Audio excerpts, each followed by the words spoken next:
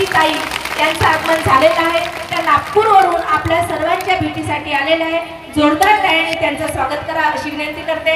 नमस्कार, मी नरेश गोपचे, सत्यगोजारण न्यूज मध्ये आपले स्वागत आहे। आणि सध्या आपण आहोत देवरी तालुक्याच्या वडेगाव या ठिकाणी आणि या ठिकाणी भाजपा व माजी आमदार संजय पुराम यांनी एक महिला मेळाव्याचे आयोजन केलेले आहे। त्या आयोजनाला आज विशेष अतिथी म्हणून ज्या विधान परिषदचे जे आमदार आहेत परिणयजी फुके त्यांच्या पत्नी माननीय सौ परिणिताताई परिणय फुके, माजी नगरसेविका महानगरपालिका नागपूर या प्रथमच या ठिकाणी उपस्थित होत आहेत। आणि आज या कार्यक्रमाच्या माध्यमातून ज्या केंद्र सरकार व राज्य सरकार भाजपा यांनी ज्या योजना चालवलेल्या आहेत त्या योजनाबद्दल संपूर्ण माहिती आणि योजनेचे लाभ कसे मिळतील आणि ज्यांना लाभ मिळाले नाही त्यांना लाभ मिळवून देण्याकरिता या मेळाव्याचे आयोजन करण्यात आलेले आहे। तर ह्या मेळाव्याला विजय शिवणकर भाजपाचे नेते तसेच माजी आमदार संजय पुराम यांनी सध्या उपस्थिती दर्शवलेली आहे।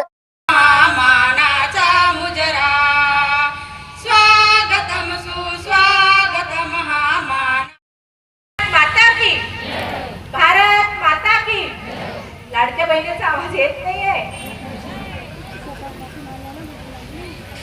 प्रतिमेच्या स्वरूपामध्ये सरस्वती माता त्यांच्या आशीर्वादामुळे महिला मंचावर बसतात, पुरुषाच्या बरोबरीने काम करतात। असं सावित्री माता ज्यांच्या संविधानामुळे आपल्या सगळ्यांना आरक्षण मिळालं आणि त्याच आरक्षणामुळे मी सुद्धा आज जिल्ह्याची महिला बालकल्याण सभापती झाले।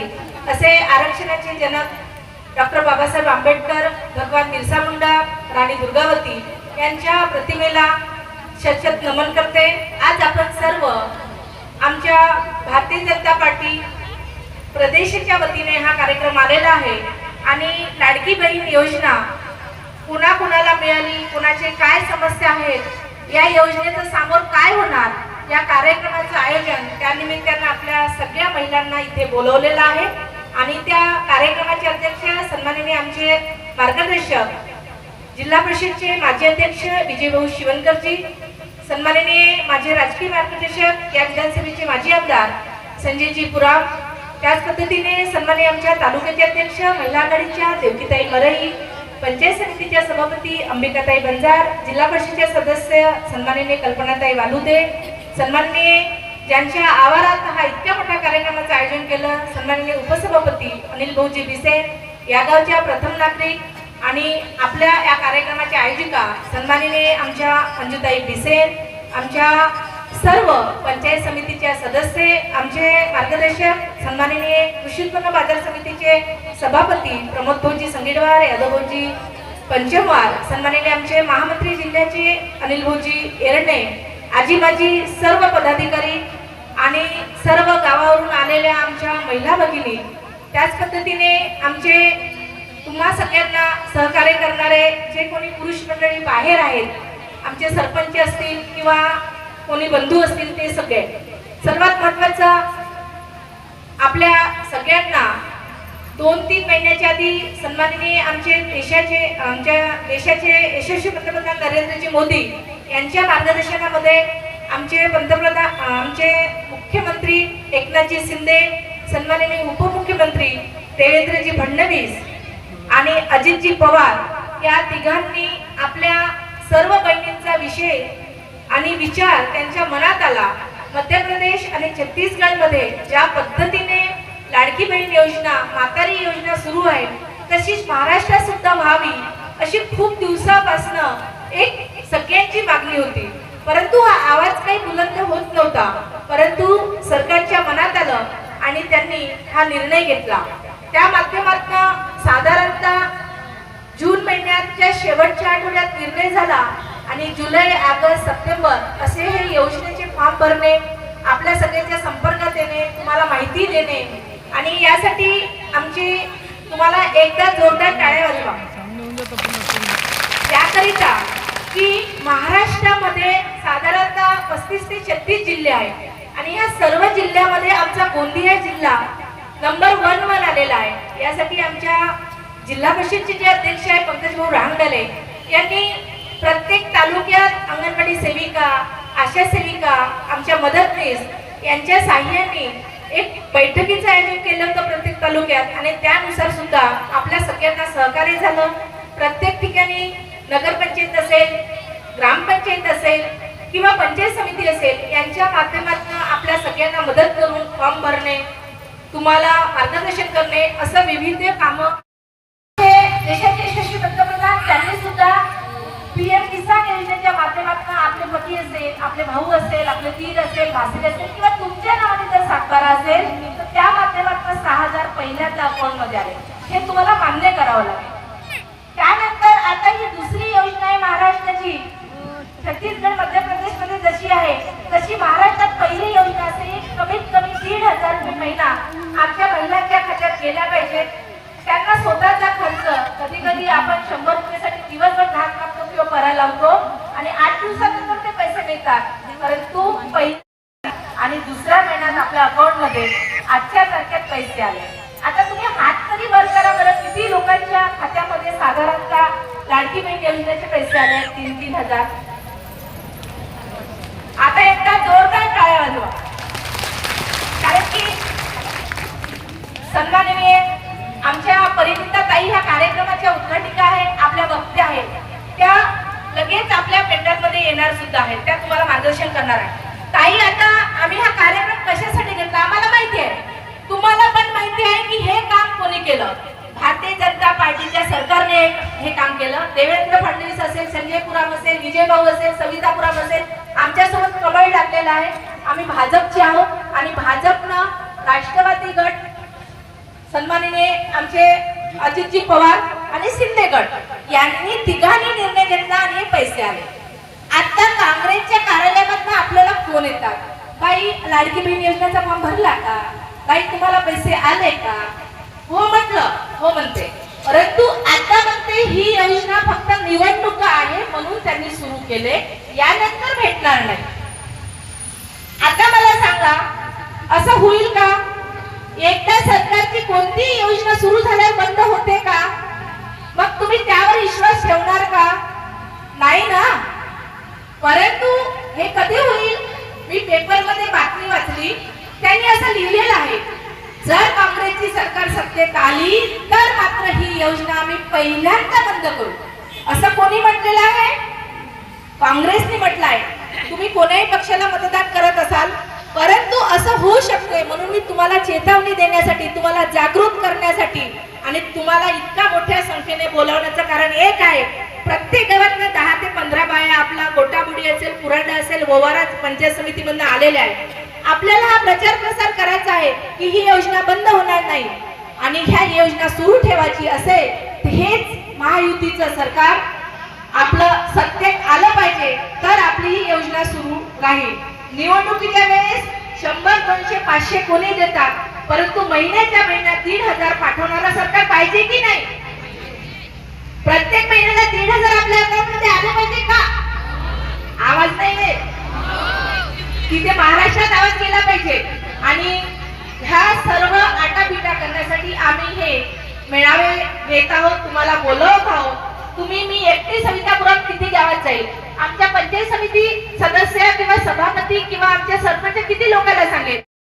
त्या सगळ्यांचं प्रतिनिधित्व मंत्रालयामध्ये करतात आणि ही योजना बंद होणार नाही. यामध्ये पैशाची कशी वाढ होईल, विधवा महिलांना मिळाले नाही त्यांचं संजय निराधारचं कसे पैसे वाढतील, या आपण सगळ्या छोट्या मोठ्या प्रश्नाला वाचा पडू.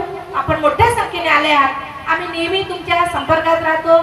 पंचायत समितीचे सभापती, उपसभापती, मी, जिल्हा परिषद सदस्य, पंचायत समिती सदस्य, आमचे सरपंच, आपण सर्वजण मिळून हे सरकार मजबूत करू. येणाऱ्या काळात भरपूर मताने निवडून पाठवू आणि लाडकी बहीण योजना पुन्हा आम्ही चालू ठेवू अशी मी विनंती करते. एकदा जोरदार टाळ्या वाजवाव्या. आमच्या परिणिती ताई यांचं आगमन झालेलं आहे, त्या नागपूरवरून आपल्या सर्वांच्या भेटीसाठी आलेल्या आहे. जोरदार टाळ्याने त्यांचं स्वागत करा अशी विनंती करते. शुभेच्छा देत आपलं वाणीला समाप्त करते. जय हिंद, जय भारत. खूप छान अंबिकाताई, आपण काय काय योजना आहेत महिलांसाठी, शेतकऱ्यांसाठी त्यांचा आढावा या ठिकाणी आणून दिलेला आहे. धन्यवाद. माननीय डॉक्टर सौ परिणिताताई फुके, माजी नगरसेविका, महानगरपालिका नागपूर, तसेच उत्तम सामाजिक कार्यकर्ता या ठिकाणी उपस्थित झालेल्या डॉक्टर सौ परिणिताताई फुके यांचे स्वागत सौ सविताताई पुराम तसेच सौ अंजुताई बिसेन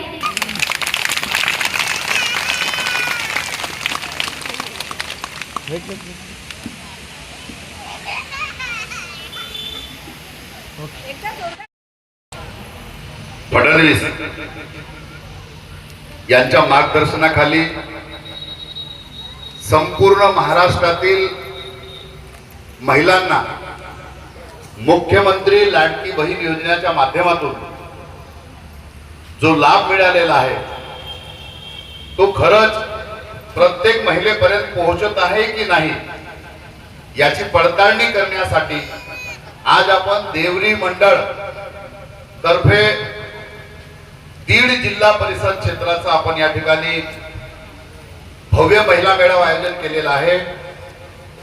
या महिला मेळाव्यामध्ये प्रामुख्याने उपस्थित ज्यांच्या अध्यक्षतेखाली हा कार्यक्रम होतो आहे असे महाराष्ट्र राज्याचे माजी वित्त मंत्री आणि गोंदिया जिल्हा परिषदेचे माजी अध्यक्ष आदरणीय विजयभाऊ महादेवरावजी शिवणकर, ज्यांच्या आयोजनामुळे हा इतका मोठा कार्यक्रम या ठिकाणी संपन्न होत आहे अशा महिला व बाल कल्याण सभापती सविता पुराम, त्यांना सहकार्य करणाऱ्या या गावच्या सरपंच अंजुताई बिसेन, त्यांना सहकार्य करणारे पंचायत समिती देवरीच्या सभापती अंबिकाताई बंजार, पुन्हा त्यांना सहकार्य करणारे उपसभापती अनिल भाऊ बिसेन, वैशालीताई पंत्रे, श्यामकलाताई गावळ, ममताताई अंबादे आणि आमच्या महिला आघाडीच्या अध्यक्षा माजी सभापती देवकीताई मरई, मंचावर उपस्थित सर्व अतिथी महानुभाव आणि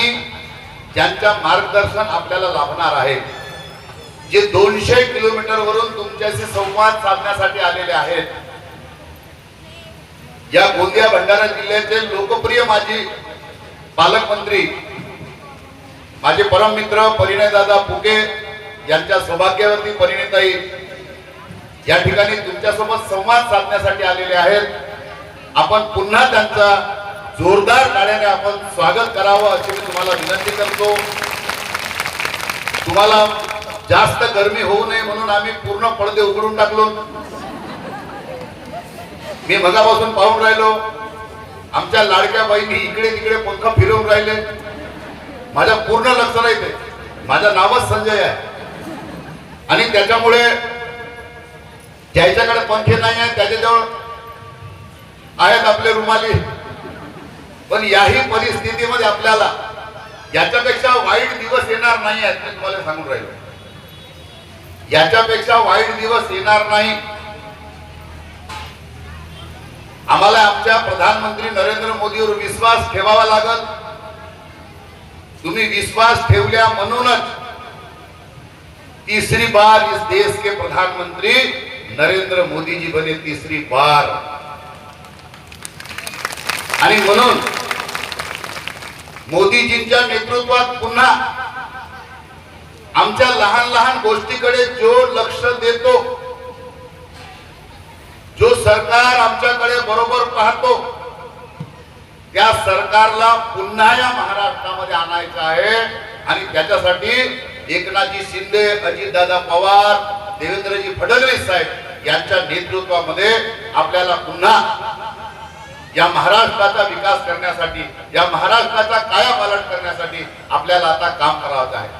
सविता पुराम सांगत होते आपल्या भाषणात, अरे ज्यांना लाडकी बहिणाईले पैसे नाही भेटल्या पाहिजे म्हणून हायकोर्टात गेले होते ते कोण होत? देवेंद्रजी फडणवीस, एकनाथजी शिंदे, अजितदादा पवार यांना तुमच्या खात्यामध्ये 3000 टाकले, पण हे 3000 तुमच्या खात्यात नाही आले पाहिजे म्हणून मनमने आटा पिटा केला ह्या काँग्रेसवाल्यांना। कोर्टात गेले होते पण काही जुगाडच नाही जमला, रद्द केलं कोर्टाने त्यांचा आणि तुमच्या खात्यामध्ये 3000 रुपये आले। जे तुमच्या योजनाचा विरोध करतात ते सरकार पुन्हा काँग्रेस महाविकास आघाडी जर महाराष्ट्रात आली तर माझ्या लाडक्या बहिणींनो, जो स्वप्न नरेंद्र मोदींनी पाहिलेला आहे, जो स्वप्न डॉक्टर बाबासाहेब आंबेडकरांनी पाहिलेला आहे, जो स्वप्न आई सावित्रीबाई फुलेंनी पाहिलेला आहे, जो स्वप्न अहिल्याबाई होळकरांनी पाहिलेला आहे, तो स्वप्न जर तुम्हाला साकार करावाचा असेल तर पुन्हा भारतीय जनता पक्षाचे सरकार या महाराष्ट्रामध्ये आणावं लागल. माणसावर भरोसा नसेल, भगवान कसम सांगतो मी, जे काही भरोसा आहे ते माझ्या माऊली, माझ्या भगिनीवर, तुमच्यावरच आहे.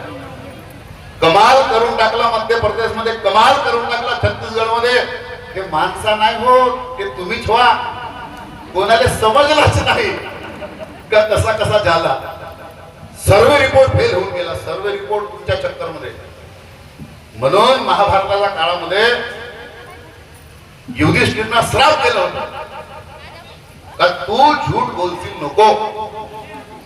कोणतीच बाई झूठ नाही बोले, जे आला पोटात ते रफ पडले सांगून देते. पण मध्य प्रदेश छत्तीसगड मध्ये नाही सांगला, नवऱ्याने बी नाही सांगला, चुपचाप गेले, बटन दाबले कमळाचा. पूर्ण सरकार छत्तीसगड आणि महाराष्ट्रामध्ये आले. येथील काही बाया छत्तीसगड मध्य प्रदेशच्या आहेत. माझी माय बी छत्तीसगडची होती. अनेक महिला आहेत छत्तीसगड मध्य प्रदेश मधून आले आहेत. इकडे सून म्हणून, तिकडे बी सून म्हणून जाते. जवळच आहे ना, नदिया के पार.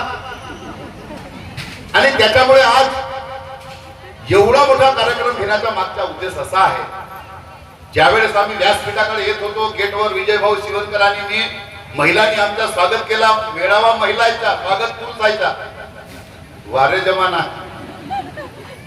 विजयभाऊनी मला लगेच विचारलं, विजयभाऊला सवय आहे की आमदार साहेब, पुराम साहेब, मला वाटलं नव्हतं म्हणे इतके महिला या कार्यक्रमामध्ये येतील, हा कसा चमत्कार आहे. मी विजयभाऊला सांगितलं, भाऊ परिवर्तन ही संसार का नियम है. पहिलेचे बाया नाही राहिल्या, आता स्वयंप्रकाशित होणार आहेत. कारण त्याच्या खात्यामध्ये पैसे येत आहेत ना, ज्याच्या खात्यामध्ये पैसे येत आहेत. अरे पैसा हमारा, फैसला भी हमारा होना चाहिए, फैसला हमारा. आणि म्हणून आपण आज भविष्यामध्ये हे सगळं करत असताना 2च महिने वेळ आहे. मला घुमवून फिरवून सांगायची सवय नसेल, मी डायरेक्ट बोलतो. लग्न बी केलं तो डायरेक्ट केलं. आणि त्याच्यामुळे मी घुमवून फिरवून कोणाला सांगा नाही. मला फक्त तुम्हाला इशारा करायचा आहे. 2014 मध्ये तुमच्या सर्वांच्या आशीर्वादाने मी आमदार होऊ शकलो. दुर्दैवाने 3,500 मला पराभव स्वीकारावा लागला. पण माझ्या माऊलींनो, तुम्ही पाहिले असाल 5 वर्षाचा कार्यकाळ. या 5 वर्षाच्या कार्यकाळामध्ये तुमच्या लक्षात आलं असेल, अनेक बाया अनेक मासे चर्चा करते, अरे तो संजय पुरामच पेश होता, जय सेवा जय भीम राम राम तरी म्हणे, काचाच्या बाहेर हात काढे, हात अंगरच राहते, हात निंगेच नाही. आज जरी तुमच्यामध्ये पश्चाताप येत असेल माझ्या माय माऊलींनो, तुमच्यापेक्षा जास्त पश्चाताप मला येते का कायले पल्लू मी. कारण आज मला ह्या दोनही हातांना, ज्याप्रमाणे सविता पुरामने सांगितलं की आज माझ्या भगिनी, आज माझ्या माय माऊली, हे काँग्रेसवाले ह्या माझ्या माय माऊलींचं लाडकी बहीण योजना बंद करायला भिडले आहेत. काँग्रेसवाले एक तर धंदे नाही आहेत, यायला काही केला नाही 60 वर्षामध्ये. पण आता तुम्ही करू लागले भारतीय जनता पार्टीवाले, तर याच्या पोटात दुखून राहिलं. तर मला एक नाही समजून राहिलं, माय तुमच्या खात्यामध्ये पैसे येतात, यायच्या पोटात कायले दुखते, कायले दुखते, मला काही समजून नाही राहिला. काम माझा होऊन राहिला, तू कायला हा हे करत छाती पिटत. आणि त्याच्यामुळे आज मी तुम्हाला प्रामाणिकपणे या कार्यक्रमाच्या माध्यमातून सांगू इच्छितो, आज वडेगाव या ठिकाणी जो मेळावा होत आहे, तो मेळावा भविष्यामध्ये कलाटणी देणारा मेळावा असेल. जो संजय पुराम 2019 मध्ये 3,500 पराभव स्वीकारावा लागला, त्याच संजय पुरामले माझ्या माय माऊलीनो, माझ्या भगिनींनो, एक वेळ तो आशीर्वाद द्या माझ्या माय, एक वेळ तो द्या 24 मध्ये, एक वेळ तो आणा माले. कायले असे करता माझी वय आहे जो काय करावाची, मग 17 वर्ष का करेन? आज जो काही दवड करू शकतो, मुंबई दिल्ली पूर्ण क्षेत्रामध्ये फिरू शकतो, रात्रीच्या 2-2, 3-3 वाजेपर्यंत मी घरी येतो. हे दरवाजा नाही उघडे 2:30 वाजता आल्यावर सवितापुराम. आणि त्याच्यामुळे तुम्ही समजू शकता की माझी परिस्थिती काय असते. मजाक नाही करा, तुम्ही कराल, तुम्ही ठरवलेला. आताच मला एक जण कानाखाली येऊन सांगला, त्याला माहित नव्हतं मी काय बोलणार आहो. एक पोरगा आला मंदावून, त्यानं मला कानात सांगला, भाऊ म्हणे तुम्ही गर्भामध्ये राहू नका, भाऊ तुम्ही हवेमध्ये राहू नका, तुम्ही निवडून येणार आहात म्हणून. जो उमेदवार आता उभा होणार आहे ना, पैसेवाला आहे, करोडपती आहे, अरबोपती आहे. आतापर्यंत माणसाला देत होते बूथ खर्च विजय भाऊ. हे काँग्रेसवाले आता बायाला देणार आहेत बूथ खर्च. धोक्याची घटना आहे, धोक्याची, मजाक नाही, नको समजायले. ठेवायचं नको कराल माय, नाही तर माझा गडबड होऊन जाईल. आणि त्याच्यामुळे त्यांच्याकडे वेगळी प्लॅनिंग आहे. एक प्रकारे कोणत्याही परिस्थितीमध्ये पैसे किती लागतील तरी काँग्रेसचा उमेदवार हा इतका श्रीमंत आहे का तो तुम्हाला रातभर विकत घेण्याची ताकद ठेवतो असा तो म्हणते.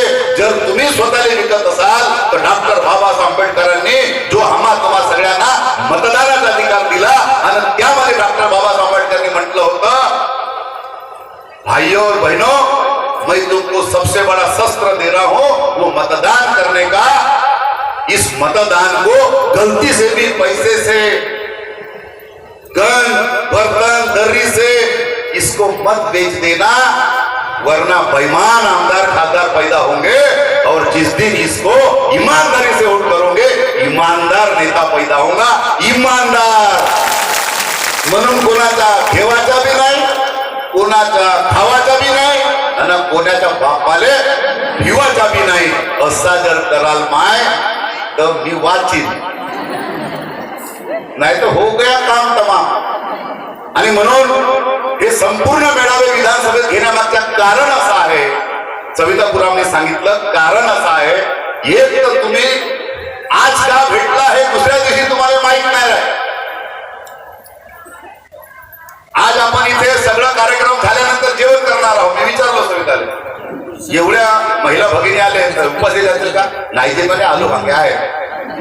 ठीक आहे, आपण जेवणार, पण आज जो जेवण केला तो तुम्हाला 15 दिवसानंतर जर विचारला कोणती भाजी खाल्ली होती हेच माहित राहत नाही. म्हणून मेळाव्याच्या माध्यमातून तुम्हाला सावधान करण्यासाठी ही योजना कोणा दिलं तुम्हाला हे सांगण्यासाठी म्हणून आज आपण राजवाडा पॅलेस वडेगाव अनिल भाऊ भिशन यांच्या अधिपत्याखाली आपण हा कार्यक्रम घेत आहोत.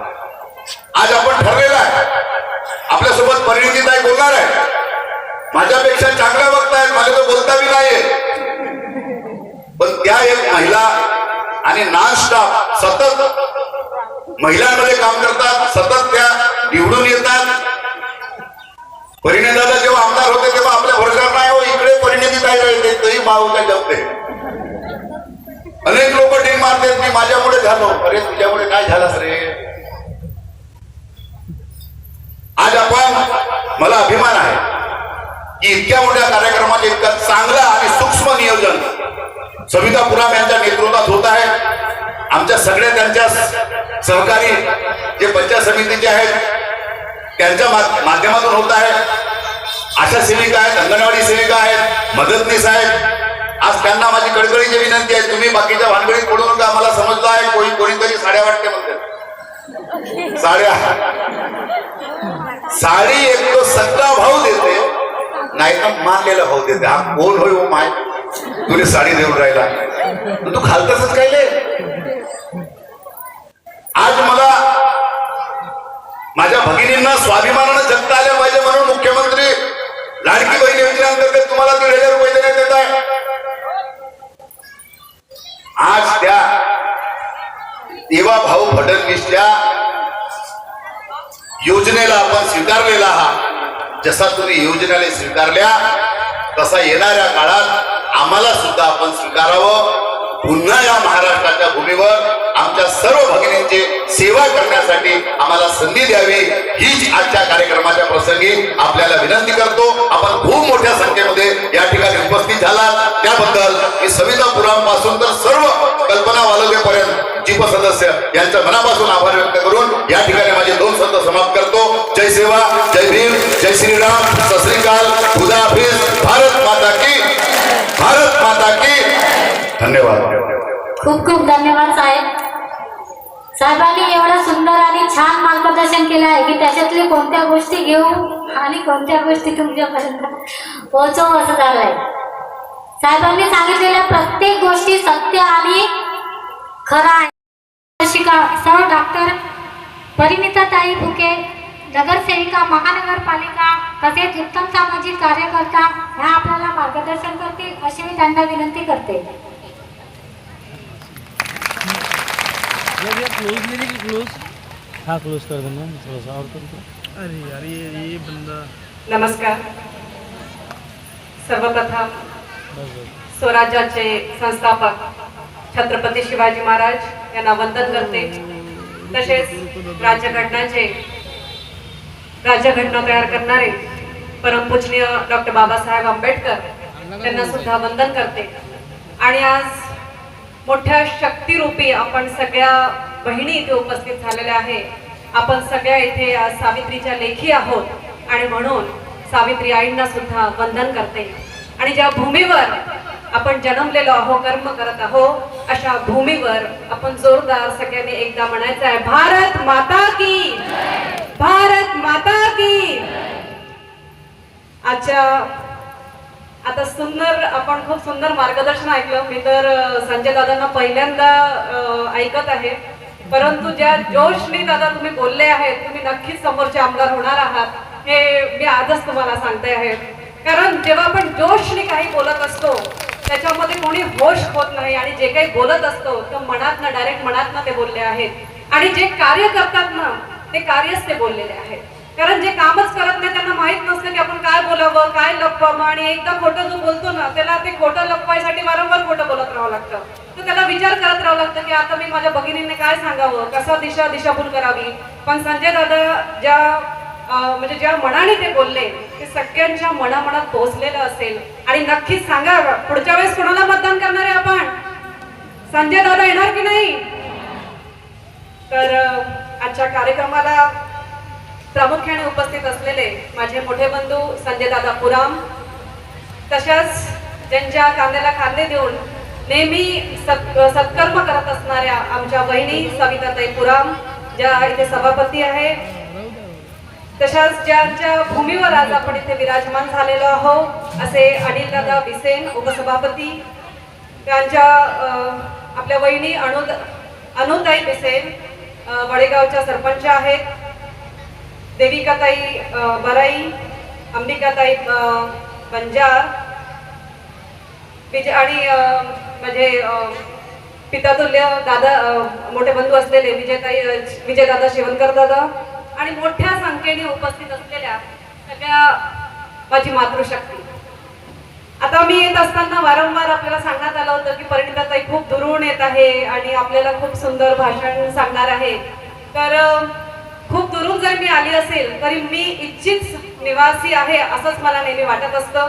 कारण ज्या प्रकारे परिणितादा फुके इथे काम करत आहे, मागच्या 8-10 वर्षापासून आपल्यामध्ये समावून ते काम करत आहे, त्यामुळे मला आज भंडारा आणि गोंदिया हे माझं घरच वाटतं आणि मला इथे यायला नेहमी मी तत्पर असते. कारण कोणालाही आपली घरी जर जायचं म्हटलं की आनंदच होत असतो आणि म्हणून मला कधीही भंडारा गोंदियातनं कोणीही पुकारलं तर मला आनंदाने जावं असं वाटते. आज खरं तर संजय दादा आणि सविताताईंनी मला इथे बोलवलं तर फार आनंद झाला. दादा तुम्ही मला आपली बहीण म्हणून आज इथे निमंत्रण दिलं आणि सगळ्या बहिणींसोबत संवाद साधण्याचा हा एक सुंदर एक वेळ मला मिळवून दिली. याकरिता खरं तर मी आज सगळ्या आयोजकांचं मनपूर्वक आभार व्यक्त करते. आज जो विषय आहे आपल्या लाडक्या बहीण योजनेचा, सगळ्याच घरी सगळ्या बहिणी आपल्या भावाच्या लाडक्या असतात, परंतु आजच्या स्थितीला आज जो काळ आहे ज्याला आपण कुठला काळ म्हणतो, कुठला काळ आहे आजचा, कुठल्या काळात आहो आपण आता? मॉडर्न काळात आहोत. आजकाल सगळी संस्कृती जी आहे ती दुसरीकडे वळत चाललेली आहे. कलियुग ज्याला म्हणतो आपण, कलियुगात आहो की नाही. आणि कुठेतरी सगळ्यांना असं वाटते की आपण सतयुगात जायला पाहिजे. वाटतं की नाही की कलियुगातच राहायचं आपल्याला? नाही ना, कारण सगळ्यांना सतयुग हवा आहे. आणि सतयुग कसं येणार आहे, तर सतयुग जर आणायचं असलं तर खरी शक्ती जी आज इथे आपण बसलो आहोत त्या शक्तीला कुठेतरी स्वतःची शक्ती ओळखायची आहे, तेव्हाच आपण सतयुगात जाऊ शकतो. कारण आपले माननीय पंतप्रधान नरेंद्रजी मोदींनी सांगितलं की भारताला जर विकसित राष्ट्र बनवायचं असेल तर भारतात राहणाऱ्या 50% ज्या महिला आहेत, 50% महिलांमुळे आपलं भारत आहे, राष्ट्र आहे. आणि जे राहिलेलं 50% जे काही राष्ट्र आहे ते सुद्धा महिलांमुळे आहे. बरोबर आहे की नाही? कारण आज आपण बाळाला जन्म देत असतो ती फक्त महिला आहे. आणि म्हणून हे राष्ट्र महिलांचं आहे, महिलांमुळे आहे आणि महिलांसाठी आहे. जे आपण वारंवार सांगतो की आपण लोकशाहीमध्ये जगतो, तर लोकशाही काय आहे, तर हे महिलांचं युग येणारं लोकशाही होणार आहे. उद्याला जर सतयुग आपल्याला बघायचं आहे, महिलांच्या युगातच येऊ शकतो. आणि म्हणून जसे मी आज इथे मंचावर आले, इथे भरपूर माणसं बसलेली होती, पुरुष वर्ग इथे बसलेला होता. याचा अर्धा पुरुष वर्ग खालून चालला गेला की ताई आम्हाला दुसऱ्या कामाला जायचं आहे. आता सतयुगात असंच आपल्याला बघायला मिळणार आहे की जसं जसं आपण महिला शक्तीने समोर पाऊल टाकणार आहोत तसं तसं, कारण महिलांना आपण शक्ती म्हणत असतो. प्रत्येक गोष्टीची शक्ती महिलांकडे आहे. दुर्गा देवी, शक्ती पाहिजे असेल तर दुर्गाकडे जातात, पैसा पाहिजे असेल तर लक्ष्मीची आराधना करतात, चांगलं वक्तव्य पाहिजे असेल तर सरस्वतीची आराधना करतात. म्हणून सगळी शक्ती ही महिलांकडे आहे, सगळ्यांना माहिती आहे. पण तरी कुठेतरी महिलाला मागासलेलं समजल्या जातात.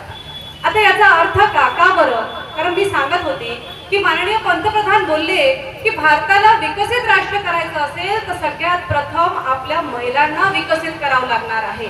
आणि महिला विकसित कशा होणार आहेत, तर त्यांच्या मधल्या जे तुमचे आपले स्किल्स आहेत, तुमचे कौशल्य आहे ते तुम्हाला ओळखायचं आहे, त्या कौशल्याला समोर आणायचं आहे. आता खूपदा आम्ही असा विचार करतो की माझ्याकडे कौशल्य आहे पण त्याला मी समोर कसं आणू, आणि त्याच्यासाठी कुठेतरी आर्थिक परिस्थिती ही आपल्याला कुठेतरी थांबत असते. आता ही लाडकी बहीण योजनेच्या मागे काय उद्देश असणार?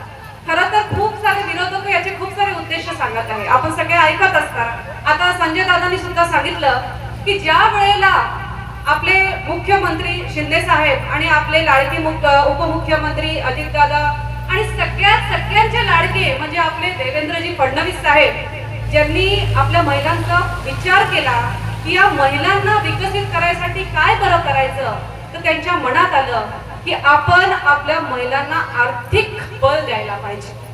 आर्थिक बळ कसं द्यायचं, तर आपल्याकडे योजना तर भरपूर आहेत. जर आपल्याला माहित असल्या तर आपल्या राज्य सरकारने कित्येक योजना राबवलेल्या आहेत ज्या खऱ्या महिलांसाठी आहेत, बचत गटांसाठी आहे, परंतु आपल्यापर्यंत पोहोचत नाही किंवा कुठेतरी शिक्षणाच्या अभावामुळे आपण त्या योजनेपर्यंत पोहोचू शकत नाही. आणि म्हणून अशा प्रकारचे मेळावे आम्हाला घ्यावं लागते, जिथे त्या मेळाव्यात आम्हाला सांगता येतं की तुमचे अधिकार काय आहे, तुम्ही त्या अधिकारापर्यंत पोहोचू कसे शकता.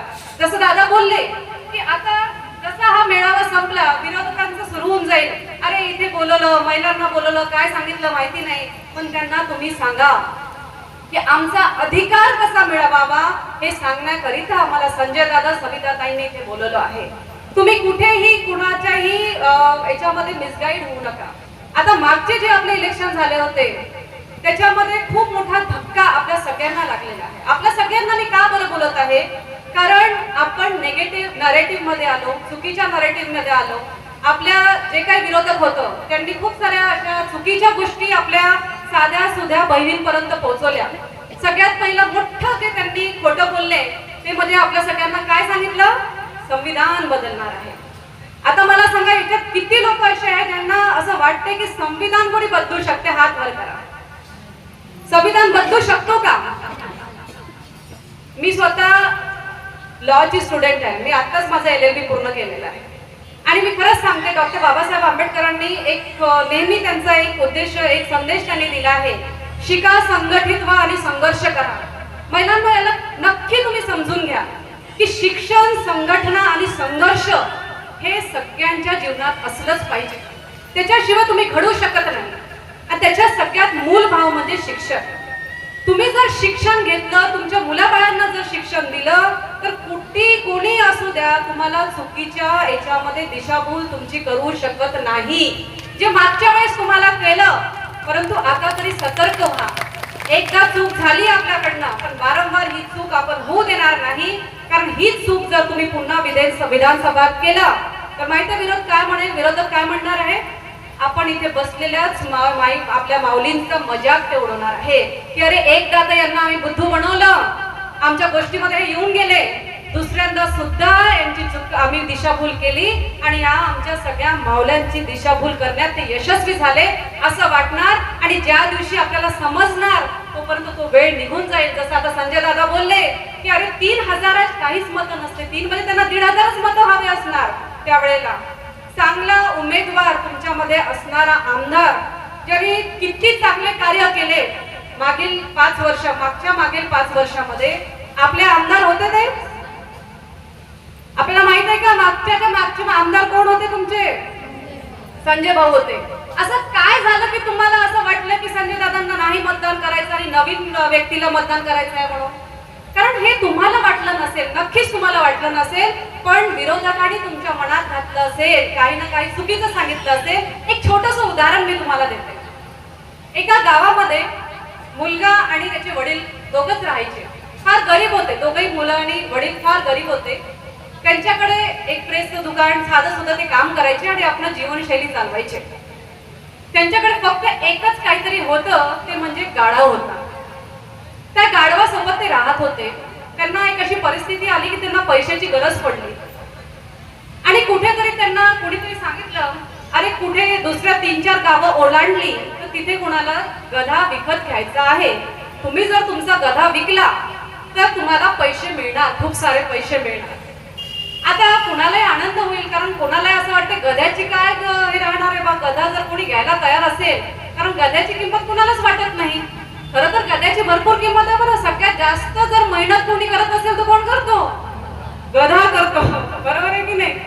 पण आपण चांगले लोक खूपदा अशा याच्यामध्ये असतो की गध्याची काही व्हॅल्यू नाही. आणि त्या मुलाला आणि वडिलाला असंच वाटतं की हो यार, याची तर काही व्हॅल्यू नाही, आपण याला विकून द्यावं, आपल्याला चांगला पैसा मिळणार आहे. ते विचार करतात आणि 2-3 गावं ओलांडायची असते, कारण त्याला विकायला त्या गावात त्याला पोहोचायचं असते. मग दोघंही मुलगा आणि वडील निघतात त्या गधेला घेऊन. वडिलाला वाटतं अरे मुलाचे पाय दुखणार, म्हणून वडील काय करतो, मुलाला म्हणतो बेटा तू गाढवावर बसून जा, आपण जाऊया.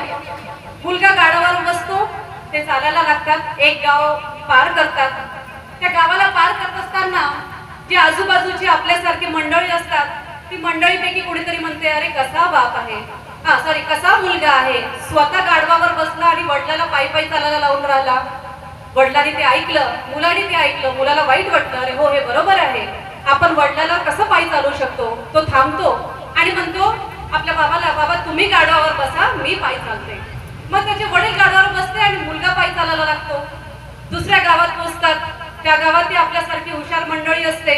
त्याच्यात कोणीतरी बोलतो अरे कसा वडील आहे, आपल्या मुलाला पायी चालवत त्यानं स्वतः गाढवावर बसलेला आहे, हा असं कसं होणार. हा आता वडील ऐकतो, वडिलाला फार वाईट वाटते, अरे माझ्या मुलाला पायी चालावं लागत आहे आणि मी छाननी बसलेलो आहो. तो खाली उतरतो आणि मुलाला म्हणतो की तू बस. आता दोघे एकमेकाला म्हणतात, मग दोघांनाही हुशारकी सुचते, आपण दोघेही गाढवावर बसून जावं आणि छान आरामात जाऊ. दोघेही गाढवावर बसते. तिसऱ्या गावात पोहोचतात. तिथे अजून हुशार मंडळी असते. त्या गावातली मंडळी म्हणते अरे कसे बापले का आहे, त्या गाढवावर यांना काहीच वाटत नाही, थोडंसंही त्यांना दया येत नाही त्या गाढवाची. दोघेही गाढवावर बसून गेले. मग ते ऐकतात मुलं आणि वडील आणि त्यांना फार वाईट वाटतं. ते म्हणतात हे बरोबर आहे बा, गाढव एवढा वेळचा चालत आहे, आपण नुसतं बसून राहणार, आपण गाढवाला खांद्यावर घेतलं पाहिजे. आणि म्हणून ते दोन्ही पाय त्याचे बांधतात एका लाकडाला आणि ते दोन्ही आणि म्हणून सांगण्याचं तात्पर्य एवढंच आहे की लोकांचं सगळ्यांचं ऐका, आपण जा सगळ्यांचं ऐका, परंतु मनामध्ये आपल्या मनाला विचारा की खरं कोण खोटं कोण. माझ्या सोबतीला उभा कोण आहे त्याला मतदान करा. कारण दादा बोलले की डॉक्टर बाबासाहेब आंबेडकरांनी मतदानाचा अधिकार तुम्हाला दिला. जे लोक तुम्हाला सांगतात की संविधान बदलणार आहे ते खरंच काय डॉक्टर बाबासाहेब आंबेडकरांवर विश्वास करत असतात? असा विचार करा. ज्यांनी एवढी मेहनत करून एक कॉन्स्टिट्यूशन तयार केलं, एक राज्यघटनेची तयारी केली. मी तुम्हाला याच्यावर पण एक सांगते, संविधान बदलू शकत नाही, पण संविधानामध्ये तुम्ही संशोधन करू शकता. संशोधन करायला बिलकुल तुम्ही करू शकता. जसं तुम्हाला एक उदाहरण सांगते मी. आपल्या केंद्र सरकारने मागच्या सरकारमध्ये 370 कलमला हटवलं, हे सगळ्यांनी ऐकलं असेल. आता तुम्ही का बरं मूर्ख, म्हणजे तुम्हाला का बरं ते दिशाभूल करू शकले संविधानावर, असे फेक नरेटिव्ह का करू शकले? कारण त्यांनी काय दाखवलं, त्यांनी 370 हटवली. आणि 370 हटवली म्हणजे संविधान बदलला नाही. 370 का बरं हटवली? 3 तलाकचा कायदा का बरं आणला? याला तुम्ही कधी विचार केला का? आज 370 हटवल्यामुळे आज जम्मू काश्मीरचे नागरिक जे काही आहे ते मोकळ्यापणे श्वास घेऊ शकत आहे. आणि हे आपण इथे बसल्या बसल्या समजू शकत नाही, पण तिथे जाऊन एखाद्या व्यक्तीने जे सफरर आहे, ज्यांनी खरंच ते सहन केलं आहे एवढ्या वर्षामध्ये, त्यांना विचारा की 370 जेव्हा आपल्या केंद्राच्या सरकारने, भारतीय जनता पार्टीच्या केंद्राच्या सरकारने सरकवलं, हटवलं, तेव्हा तुम्हाला कसं वाटते? तेव्हा ते सांगणार, त्यांचे दुःख सांगणार, ते रडू लागतात की आज आम्हाला खऱ्या अर्थाने स्वातंत्र्य मिळालं असं वाटत आहे. याला म्हणतात संविधान. संविधान हटवलं जाऊ शकत नाही, पण तुम्ही तरतूद करू शकता. या तरतुदी केलेल्या आहेत. 3 तलाकचा कायदा हटवला. मला सांगा, ज्या आमच्या मुस्लिम बहिणी इथे बसलेल्या असेल, त्या जरी आज कोणा समोर म्हणू शकत नसेल, पण एकट्यामध्ये त्यांना विचारा किती त्रास होतो. एवढं सोपं आहे डिवोर्स देणं. तुम्ही 3 ना म्हणून द्या, तलाक तलाक तलाक, आणि तुमचा नवरा जर तुम्हाला सोडून चालला गेला आणि तुम्हाला असं अगदी रस्त्यावर ठेवलं, कसं वाटणार आहे? त्यांच्या संवेदना समजून घेण्याचा प्रयत्न करा. तेव्हा तुम्हाला कळेल की संविधानात तरतूद करणं किती आवश्यक होत्या, आणि आवश्यक गोष्टीमध्येच भारतीय जनता पार्टीने तरतूद करून दाखवली आहे, ज्याला चुकीच्या दृष्टिकोनातून तुमच्या समोर ठेवण्यात आलं आणि सांगितलं की संविधान बदलला. तर संविधान बदलू शकत नाही. माझ्या महिला बहिणींना एवढंच सांगत आहे की तुम्ही काही करून घ्या. कहते हैं कि पेन में जिस रंग की स्याही होती है, लिखावट भी उसी रंग की होती है. उसी तरह हमारे दिल में जिस तरह के विचार होते हैं, उसी तरह के हमारे कर्म भी बनते हैं. आणि म्हणून तुमच्या मनात जे चांगले विचार असेल त्या विचाराने समोर जाण्याचा प्रयत्न करा, कारण त्याच याने तुम्ही कर्म तयार करणार आहे. आणि कर्म जसे असणार आपले, कोणाचे असो, तुमचे असो, माझे असो, इथे स्टेजवर बसणारे कोणाचे कर्म जसे असेल ना, तसे तुम्हाला याच जन्मात भोगावं लागतात. याला मानता की नाही तुम्ही लोक? मानता ना? त्याच्यामुळे कर्म चांगल्या करण्याचा प्रयत्न करा. ज्याचे कर्म चांगले राहील त्याला पुण्य पाप काय मिळायचं तो देव ठरवणार, परंतु आपण जे करू शकतो ते फक्त चांगले कर्म करण्याचं काम आपण इथे करू शकतो. आता लाडकी बहीण योजना आणण्याचा मागचा दृष्टिकोनच आमच्या देवाभाऊचा हेच आहे. त्यांनी त्यांचं पूर्ण तुम्ही जीवन बघून घ्या.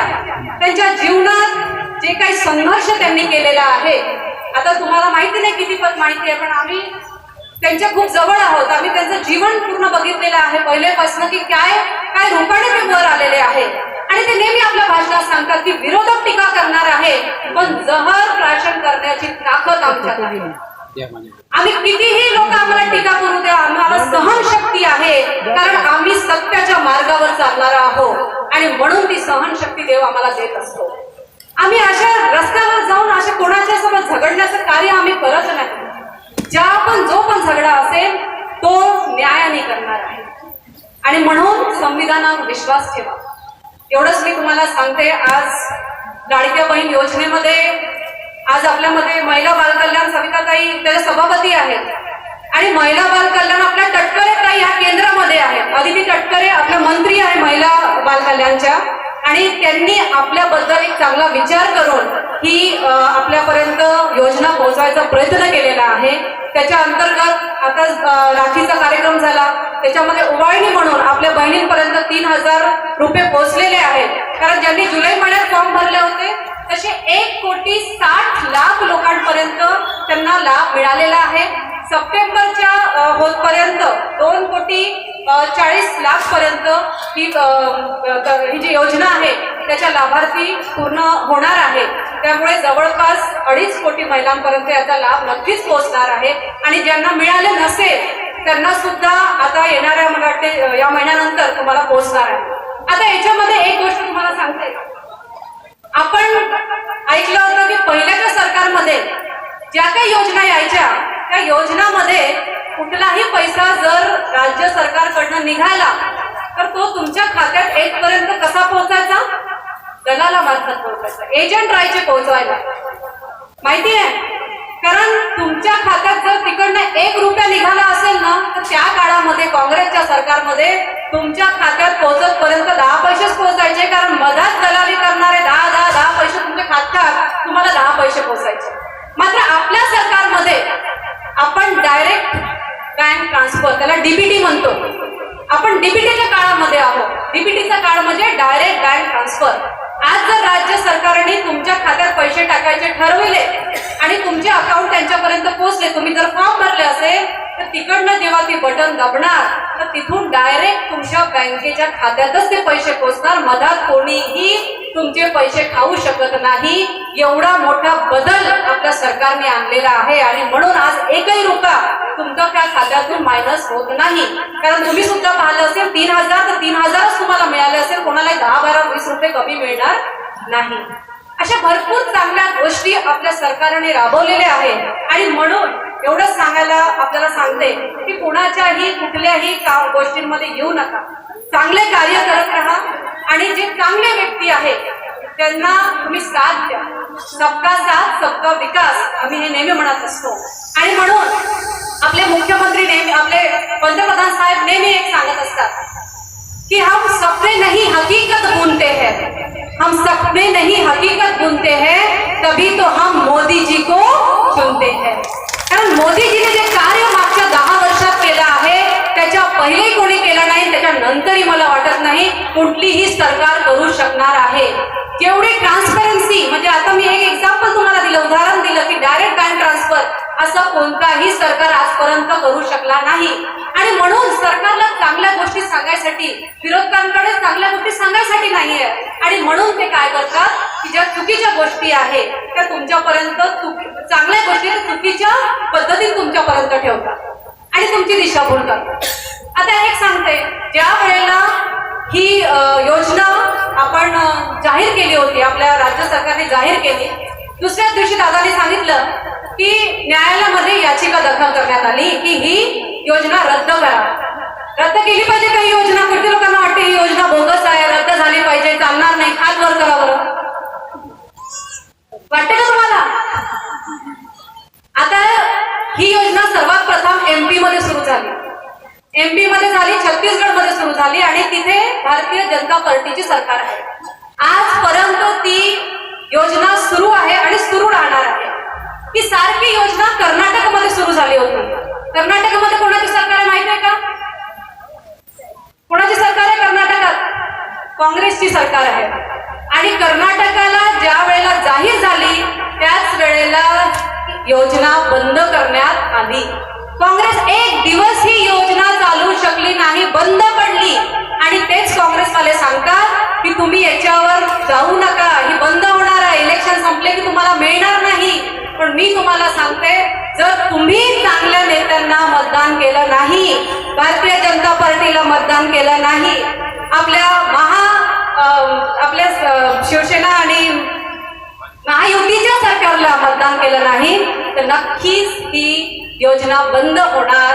कारण जी याचिका दाखल केली होती त्या याचिकामध्ये त्यांनी लिहिलं होतं की हा जो नागरिकांना फुकटाचा पैसा तुम्ही वाटत आहात, सरकारला त्यांनी म्हटलं की हा जो नागरिकांना फुकटाचा पैसा देता आहे हे खरं तर आर्थिक दृष्टीने हा बिघाड होणार आहे, आर्थिक रोग आहे. आता मला सांगा, आर्थिक रोग? आपल्या माऊलींना जर कोणी चांगल्या कार्यासाठी पैसे देत आहे तर हा आर्थिक रोग झाला. आणि कोविडच्या कार्यामध्ये जेव्हा एवढे लोक मरत होते तेव्हा ही सरकार कुठे होती? हे जे आज बोलून राहिले कुठे होते? त्यावेळेला ही सगळ्यात मनाने जर काम केलं असेल, रुग्णांना सुधारण्याचं काम केलं असेल तर भारतीय जनता पार्टीने केलं. तेव्हा मोदीजी नसते ना ऑक्सिजन मिळालं असतं ना वॅक्सिन मिळाले असते, कारण हे काहीच नुसते बोलण्याशिवाय दुसरं काम करू शकत नाही. आणि ते याचिका दाखल करतात हे सांगून की हे आर्थिक रोग आहे, नागरिकांचा फुकट पैसा वाटणं हे आर्थिक रोग आहे. हा रोग आहे का हा रोग? म्हणजे तुम्हाला फुकटात पैसे मिळाले असं वाटतंय का? हे सुद्धा माझ्या माई बहिणी जे कार्य करतात, दिवस रात्र झटतात आणि ज्यांना कुठूनही आर्थिक मदत मिळत नाही, अशा लोकांसाठी ही योजना आहे आणि ही चालत राहणार आहे.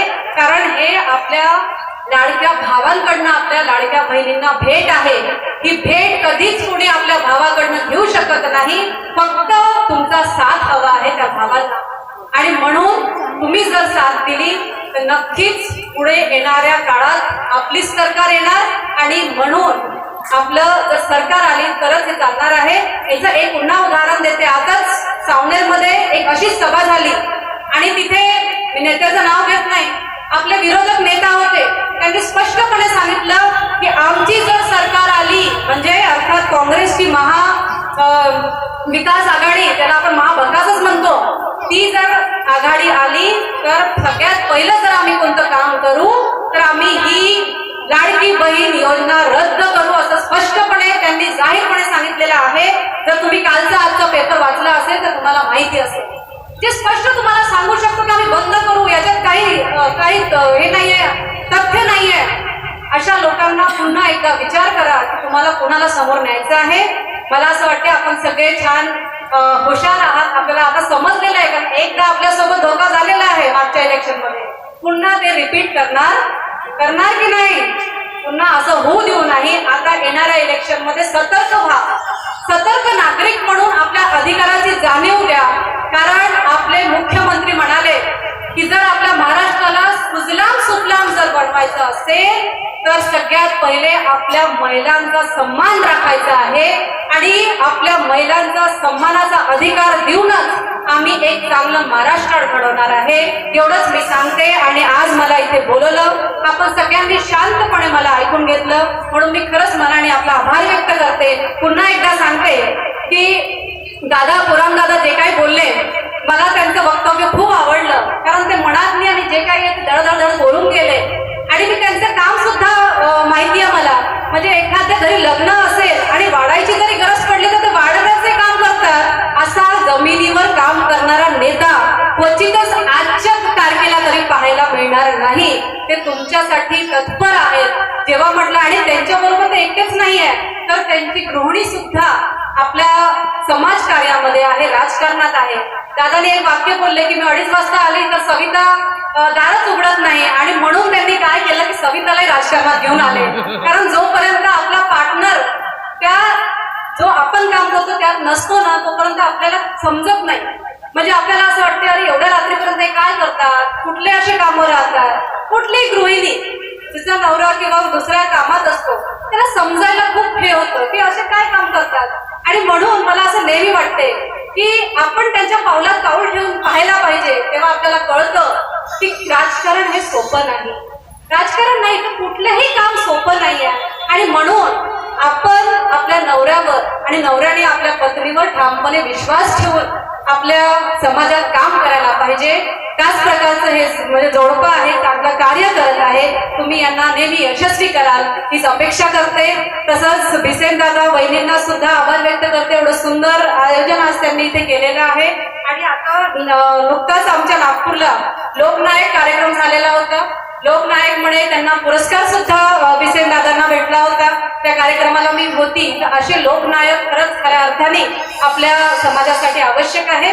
आनंद आहे की तुमच्या या परिसरात चांगले लोकनायक आहेत आणि चांगल्या लोकनायकाला तुम्ही समोर न्याल, असाच आशीर्वाद आपण सगळ्यांसोबत ठेवाल हीच अपेक्षा करते. धन्यवाद. जय हिंद, जय महाराष्ट्र.